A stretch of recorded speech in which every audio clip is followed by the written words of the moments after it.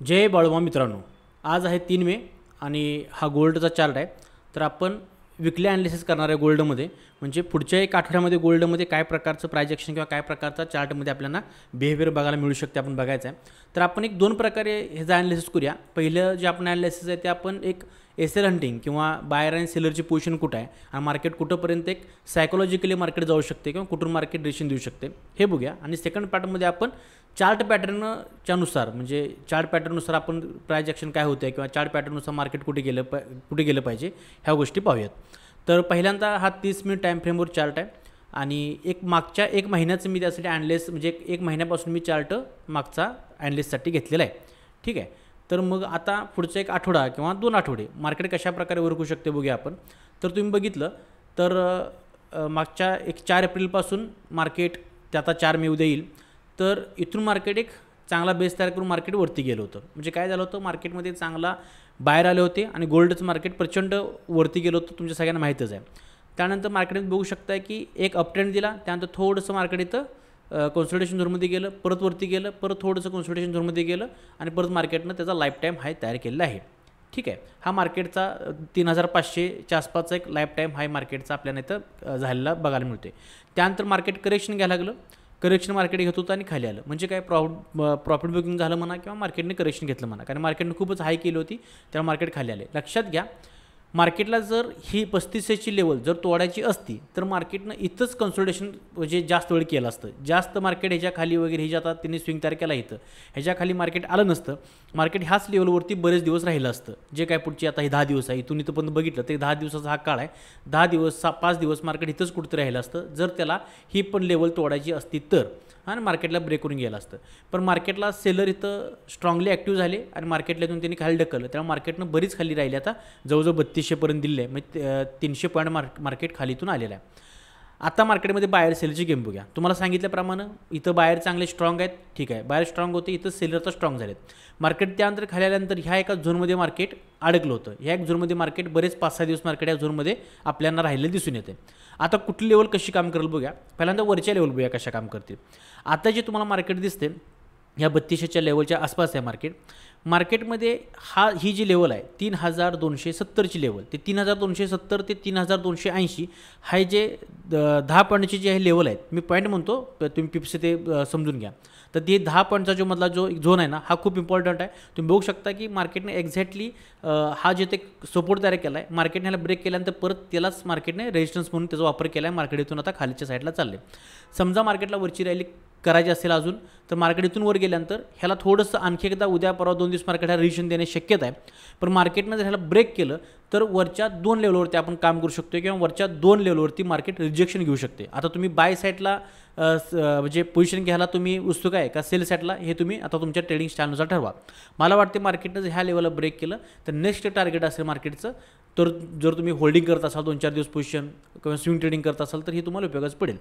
तर मार्केट 3314 किंवा 3315 320 ही जी लेवल आहे इथं बंद मार्केट जाईल आणि मार्केट परत इथून एक रिएक्शन दिलेलं आपल्याला दिसून येईल. आणि मार्केटने नंतर त्यानंतरची लेवल असेल मार्केट ती म्हणजे 3350 ते 55 आणि ह्या लेवलला मार्केटने परत रिजेक्शन दिलेलं तुम्हाला दिसून येईल. ह्या वरच्या 2 लेवल अत्यंत IMP असतील पुढच्या एका आठवड्यासाठी. एका आठवड्यासाठी या लेवल IMP असतील असं मला वाटते, मोठ्या टाईम फ्रेमवर 30 मिनिटाच्या टाईम फ्रेमवर. ठीक आहे. आणि मार्केटनं जर खालची रॅली कंटिन्यू केली मार्केटनं आणि मार्केटनं हा जो झोन आहे, मार्केटला हा झोन महत्त्वाचा आहे. मार्केटात ह्याला कसं रिॲक्ट करते बघितलं पाहिजे. मार्केट पुन्हा ह्याच्यावरती येऊन बाउन्स बॅक करून वरती जाण्याची दाट शक्यता आहे. आणि जर मार्केटने ह्या लेवलला ब्रेक केलं, जी लेवल आहे 3210 पासून 3290पर्यंतची, तर मार्केट ह्याला ब्रेक केल्यानंतर लक्षात घ्या ही जी मधली पोकळे आहे ना, इथं बाहेर इतके जास्त स्ट्रॉंग नाहीत. बाहेर आहेत पण जास्त स्ट्रॉंग नाहीत. त्यामुळे मार्केट इथून सरळ मार्केट खाली येईल आणि आपल्याला ही जी लेवल आहे 3150ची ह्याच्यावर एक बाउन्स बघायला मिळेल. आणि त्यानंतरचा आपला दुसरा बाउन्स असेल तो 3110च्या लेवल आहे. ह्या 2 लेवलवरती मार्केटमध्ये आपल्याला नक्कीच बाउन्स बघायला मिळेल. ठीक आहे. तर ह्या लेवलवर पण तुम्ही पोझिशन होल्ड करू शकता किंवा ह्या लेवलची वाट बघू शकता. ह्या लेवलवर आल्यानंतर तुम्ही बाय साईडला जाऊ शकता. आता तुम्ही कशा प्रकारे ट्रेडिंग करताय त्यावर हे डिपेंड आहे. ठीक आहे.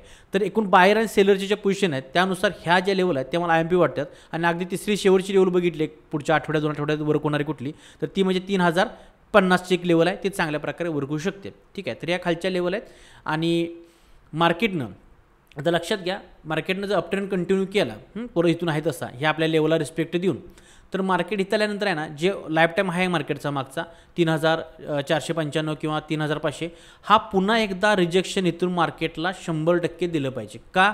कारण तुम्हाला जे मी सुरुवातीला सांगितलं, मार्केटला ही जर लेवल तोडायची असती तर मार्केटने इथंच कन्सोलिडेशन केलं असतं आणि ब्रेक केलं असतं. पण मार्केटने जेवढं मोठं करेक्शन घेतलं आहे, इथं प्रचंड मोठ्या प्रमाणात सेलर इथं आलेले आहेत आणि ते जे सेलर बसले ते खूप मोठे स्ट्रॉंग आता सेलर आहेत. ते मार्केटला सहजासहजी आपला स्टॉप लॉस घेऊन देणार नाहीत. त्यामुळे इथं आल्यानंतर ते मोठे प्लेयर मार्केटला पुन्हा एकदा रिएक्शन देण्याचा प्रयत्न करणार.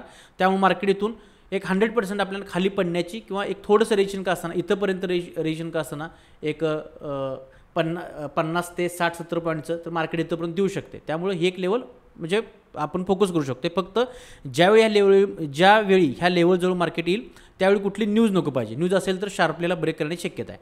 आता हे झालं बायर सेलर कुठल्या लेवलला कसे बसलेत.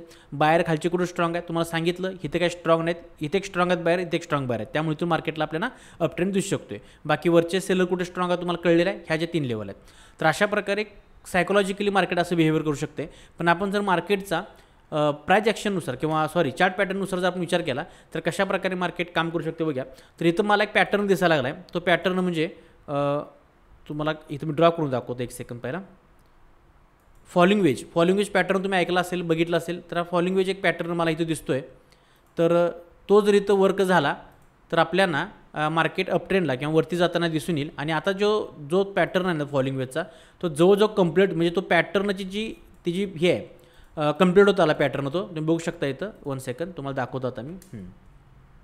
हा फॉलिंग वेज पॅटर्न आहे आणि हा जो पॅटर्न आहे तुम्ही बघू शकता की हा इथं असा पॅटर्न तयार झालेला आहे आणि हा पॅटर्न कंप्लीट होत आला आहे आता. म्हणजे पॅटर्नची जी साईज आहे ती कंप्लीट होत आल्या कारण खाली जाईल तसं आता हे निमुळत होत चाललेलं आहे. त्यामुळे कंप्लीट होत आलेलं आहे आणि हा पॅटर्न बुलिश पॅटर्न असतो. त्यानुसार मार्केटने ह्याला जर ब्रेक केलं तर मला असं वाटतं की इथून मार्केटने ह्याला ब्रेक केलं, 30 मिनिटाची टाईम फ्रेम आहे आपली, ब्रेक केलं तर थोडंसं परत रिटेस्टला येईल आणि परत इथून मार्केटनं ही जी लेवल तुम्हाला सांगितली मी खूप चांगली स्ट्रॉंग आहे, ह्याला रिटेस्टला परत आलं तर मार्केट ह्याला ब्रेक करून परत वरची चांगली राहिली देईल. आपल्या ह्या लेवलला रिस्पेक्ट देतच वर जाईल आणि मार्केट इथे एक स्टॉप घेईल सांगितल्याप्रमाणे सेल सेटला जाईल, इथे थोडा स्टॉप घेईल आणि मार्केटला ही जी फॉलिंग वेजचा पॅटर्न आहे तो त्याच्या हायपर्यंत असतो. त्यामुळे इथंपर्यंत मार्केट येईल. आणि जे आपण सुरुवातीला डिस्कस केलं की मार्केट इथून खाली रिएक्शन देण्याची दाट शक्यता आहे, ती एक म्हणजे सेलर इथं स्ट्रॉंगली इथं बसलेले आहेत, मोठे सेलर आहेत, मार्केट खूप खालून वर जायला लागले त्यामुळे इथं रिएक्शन येण्याची शक्यता आहे.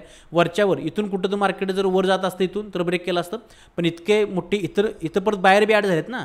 हे बाहेर आपले इथं एवढे मोठे बाहेर ॲड झाल्यानंतर बाहेर आपले इथं प्रॉफिट बुकिंग करणार. आणि दुसरी गोष्ट रँडमली जे बाहेर आले त्यांच्या स्टॉप लॉस करण्यासाठी मार्केट होत येणार.